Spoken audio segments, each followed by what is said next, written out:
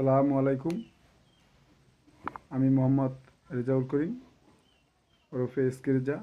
আমার চ্যানেলের নাম এসকে রেজা। প্রিয় দেশবাসী, সবাইকেই আসসালামু আলাইকুম। কথা বলার আগে যদি আমার কথায় কোনো ভুল ত্রুটি হয়ে থাকে তাহলে আমাকে ক্ষমা দৃষ্টিতে দেখবেন।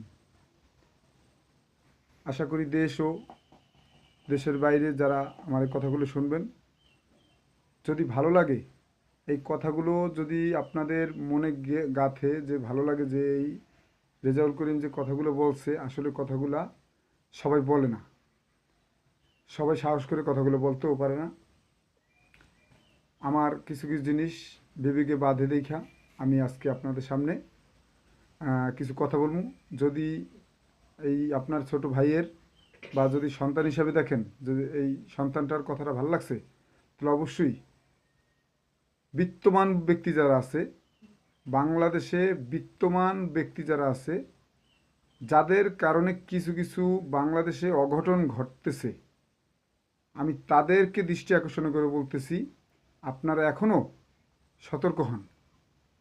শুধু আপনার ভুলের কারণে আপনার বাচ্চার ক্ষতি হইতেছে, শুধু আপনার ভুলের কারণে আপনার ফ্যামিলির ক্ষতি হইতেছে, শুধু আপনার ভুলের কারণে পুরো দেশের ক্ষতি হইতেছে।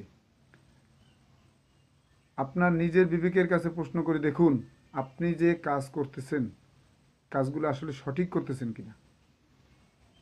আমি এই কথাগুলো বলতে পারি না, কারণ আমি একেবারে নিম্ন শ্রেণীর একজন মানুষ। আপনি ইচ্ছে করলে আমার অনেক ক্ষতি করতে পারেন, কিন্তু আমার কোনো যায় আসে না। পৃথিবীতে আসছি একদিন, চলেও যেতে হবে একদিন। মৃত্যুর ভয় করলে মুখ বুজে বসে থাকার চেয়ে ফ্লাশ করে কথা বলে মরে যাওয়া অনেক ভালো। আমি এখন যে কথা বলতেছি, প্রিয় ভাই ও বোনেরা, কিছুদিন আগে আমাদের ঢাকার শহরে একটা স্কুলে প্লেন ক্র্যাশ করে অনেক মানুষ, অনেক বাচ্চারা, নিষ্পাপ বাচ্চারা মৃত্যুবরণ করেছে। কেন কেন নিষ্পাপ বাচ্চাদের মৃত্যুবরণ করা লাগবে? কি দোষ তাদের?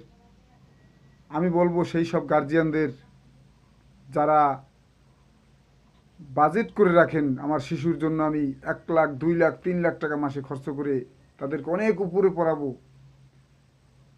তারা একবার চিন্তা করুন, যারা রাস্তায় বসবাস করে, যারা নিম্ন শ্রেণীর মানুষ, তারাও তো এক মার সন্তান, তারাও তো একটা বাবার সন্তান।